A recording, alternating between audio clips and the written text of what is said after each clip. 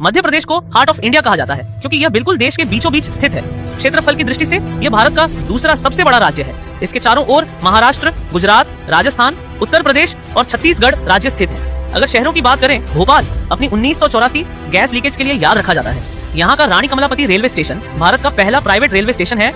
सिंगरौली कोयले का सबसे बड़ा भंडार देता है, जबकि पन्ना अपनी हीरे की खदानों के लिए मशहूर है। खजुराहो के कंदारियां महादेव मंदिर विश्व प्रसिद्ध है। कटनी को चूना नगरी कहा जाता है। जबलपुर में हाईकोर्ट, सैन्य अड्डा और धुआंधार जलप्रपात स्थित है। अमरकंटक एक विशेष स्थान है क्योंकि यहीं से नर्मदा, सोन और नदियां निकलती है। ग्वालियर को तानसेन की नगरी कहा जाता है और यहाँ वायुसेना अड्डा भी है। विदिशा का हेलियोडोरस स्तंभ और सांची स्तूप यूनेस्को वर्ल्ड हेरिटेज साइट है। भीमबेटका गुफाएं आदिमानव की प्राचीन चित्रकला के साक्ष्य प्रस्तुत करती है। होशंगाबाद में करेंसी पेपर बनता है और देवास में करेंसी छापे जाते हैं। उज्जैन शिप्रा नदी के किनारे बसा है और महाकाल मंदिर तथा कुंभ मेले के लिए विश्व प्रसिद्ध है।